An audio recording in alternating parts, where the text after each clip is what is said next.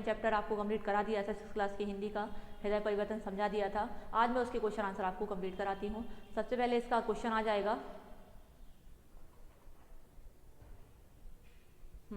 महात्मा बुद्ध के मुख पर सदा मुस्कान क्यों बनी रहती थी? महात्मा बुद्ध के मुख पर मुस्कान क्यों बनी रहती थी? इसका उत्तर हो जाएगा, महात्मा बुद्ध के मुख पर सदा मुस्कान इसलिए बनी रहती थी क्योंकि उन्हें विश्वास था कि दुनिया का दुख अवश्य ही दूर होगा। दुनिया का जो दुख है वो अवश्य ही दूर होगा, इसलिए उनके मुख पर मुस्कान बनी रहती थी। इसके बाद हमारा दूसरा क्वेश्चन है, जंगल में जाते समय महात्मा बुद्ध के मन में कौन से प्रश्न उठे थे? जंगल में जाते समय महात्मा बुद्ध के मन में प्रश्न उठ रहे थे कि आदमी आदमी को क्यों मारता है? आदमी को क्यों मारता है? जीव को देखकर प्रसन्न क्यों होता है? इनके मन में ऐसे प्रश्न उठ रहे थे।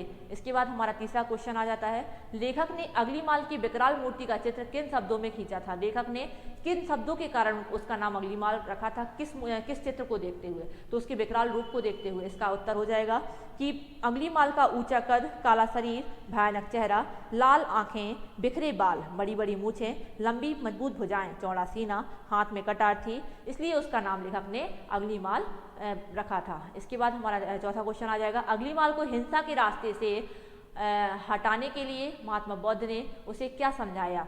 तो इसका उत्तर हो जाएगा, महात्मा बुद्ध ने अग्निमाल को हिंसा के रास्ते से हटाने के लिए शांति, दया और प्रेम का उपदेश दिया। शांति, दया और प्रेम का उपदेश दिया। इसके बाद हमारे सही विकल्प प्रारंभ होते हैं। सही विकल्प आ जाएगा, मगध की राजधानी क्या थी? तो इसको पता ही है आप लोग को कि मगध की राजधानी क्या थी। मगध की राजधानी राजगृह थी। इसके बाद हमारा दूसरा आता है, पृथ्वीनजित कहाँ का राजा था? तो पृथ्वीनजित कौशल का राजा था। इसके बाद हमारा तीसरा आता है, अग्निमाल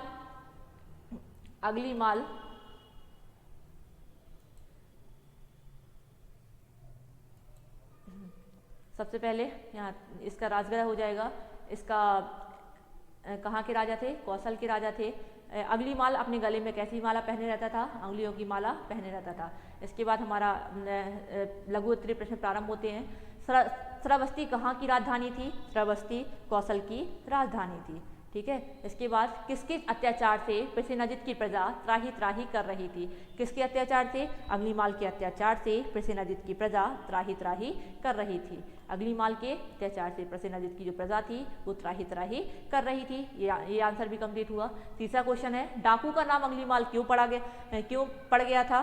तो डाकू जब किसी का वध करता था तो उसकी अंगुली काट लेता था और एक माला में पिरो लेता था। इस प्रकार उसके पास अंगुलियों की एक माला सी बनती जा रही थी जिससे वह हर समय अपने गले में डाले रहता था। इसी कारण उसका नाम अग्निमाल पड़ गया था। वो जो उंगलियों को माला अपने गले में डाले रहता था, ये तो मैंने आपको कल समझा ही दिया था, फिर भी मैं बता देती हूँ।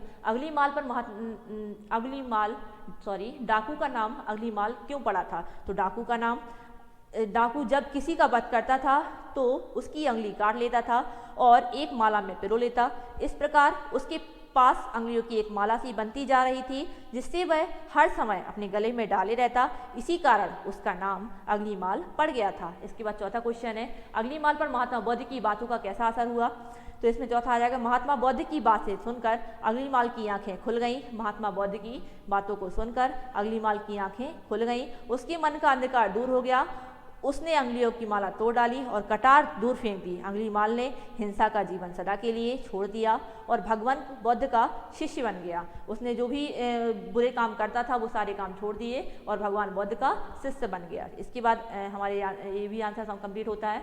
इसके बाद हमारा दीर्घोत्तरीय प्रश्न प्रारंभ होते हैं। राजा पृथ्वीनजित की चिंता का क्या कारण था? तो इसमें आंसर हो जाएगा, राजा पृथ्वीनजित की चिंता का कारण डाकू अग्निमाल था। राजा पृथ्वीनजित की प्रजा का कारण डाकू अग्निमाल था, जिसके कारण उसकी प्रजा त्राही त्राही कर रही थी। इसका ये उत्तर हो जाएगा। ये तो आपको पता ही है राजा की चिंता का विषय क्या था, तो इसमें उत्तर सीधा सीधा हो जाएगा। इसके बाद दूसरे का क्या है, मैं तो ठहर गया, तू कब ठहरेगा? इस कथन के द्वारा महात्मा बुद्ध अग्निमाल को क्या कहना चाहते थे?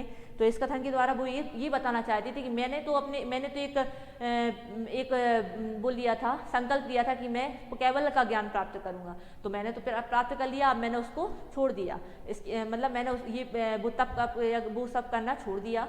इसके बाद अब तूने तो एक प्रतिज्ञा ली कि मैं तू मारेगा, तू मारता ही चला जा रहा है, तू रुकेगा कब? इसलिए इसमें इसका उत्तर हो जाएगा कि मैं तो ठहर गया, तू कब ठहरेगा। इस कथन से महात्मा बौद्ध अग्निमाल से कहना चाहते थे कि वे तो ज्ञान प्राप्त करके जीवन मरण के बंधन से छूट गए, उन्हें तो ज्ञान प्राप्त हो गया तो वो जीवन मरण के बंधन से बिल्कुल से छूट गए, पर वह मार काट कब बंद करेगा, पर वह मार काट कब बंद करेगा, इसका ये आंसर हो जाएगा। इसके बाद महात्मा बुद्ध की बात सुनकर अग्निमाल क्यों चकित हो उठा? तो महात्मा बुद्ध की बात सुनकर अग्निमाल चकित हो उठा क्योंकि उसके सामने आने वालों की हमेशा से घिघी बन जाया करती थी। आज तक उसे कभी कोई ऐसा आदमी नहीं मिला था जिसने उससे आंख से आंख मिलाकर बात की हो। यह कौन है? तो जो डरना तो दूर रहा, शांतिपूर्वक मुस्कुरा रहा है, यही देखकर वह चकित हो उठा था। इसके बाद हमारे क्वेश्चन आंसर समाप्त होते हैं। इसके बाद आता है भाषा व्याकरण। तो इसमें सबसे पहले इसका वाक्यांश का एक शब्द में उत्तर लिखना है, अर्थ बताना है। चिंता में डूबा हुआ, चिंतित। भय उत्पन्न करने वाला, भयानक। और पहरा देने वाला, पहरेदार। ध्यान में डूबा हुआ, ध्यानमग्न। और जिसके पास हथियार ना हो वो उसका निरस्य। इस पंक्तियों का अर्थ स्पष्ट करना है। इस पंक्तियों को मतलब हेडलाइन की टाइप में करना है, तो इसको आवश्यकता नहीं है इसकी। इसके बाद आता है निम्नलिखित मुहावरों के अर्थ लिखकर वाक्यों में प्रयुक्त करो। त्राही त्राही करना, इसका अर्थ हो जाएगा पीड़ा से चिल्लाना, और इसका वाक्य प्रयोग हो जाएगा बाढ़ के कारण जनता त्राही त्राही कर रही थी। इसका दूसरा गिग्गी बन जाना। गिग्गी बन जाना मतलब डर जाना। शेर को सामने देखते ही राहुल की गिग्गी बन गई। आंखें खुल जाना, सचेत हो जाना। आंखें खुल जाना क्या हो जाता है? सचेत हो जाना इसका अर्थ। इसका वाक्य प्रयोग हो जाएगा अमित की कपटपूर्ण बातें सुनकर सुरेश की आंखें खुल गईं। अमित की कपटपूर्ण बातें सुनकर सुरेश की आंखें खुल गईं। जादू का सा असर होना, जादू का सा इसमें अत्यधिक प्रभाव डालना। जादू का सा असर होना, इसका अर्थ हो जाएगा अत्यधिक प्रभाव डालना। रिद्म पर, ऋषि पर उसके पिता की बातों का जादू का सा असर हुआ और वह कठिन परिश्रम करने लगा। ऋषि पर उसके पिता की बातों का जादू का असर हुआ और वह कठिन परिश्रम करने लगा। इसके बाद आता है चौथा, आंख से आंख मिलाना, सामना करना। आंख से आंख मिलाना का अर्थ हो जाएगा सामना करना। इसका वाक्य प्रयोग हो जाएगा मुझे छुपाने से कुछ नहीं होगा, आंख से आंख मिलाकर मुसीबत का सामना करना चाहिए। इसके बाद हमारा सेकंड चैप्टर भी समाप्त होता है। इसकी पीडीएफ आपको हमारे स्कूल के एप्लीकेशन स्टडी मटेरियल एप्लीकेशन है, उस पर स्टडी मटेरियल पे इसकी पीडीएफ मिल जाएगी, जिससे आप उसको अच्छे तरीके से कंप्लीट कर लीजिएगा। और कोई भी लेसन लिखने के पहले सबसे पहले पाठ से शुरुआत शब्दार्थ से ही कीजिएगा। कोई भी लेसन लिखें लेकिन सबसे पहले शब्दार्थ लिखें, इसके बाद ही क्वेश्चन आंसर लिखें हिंदी में। ओके।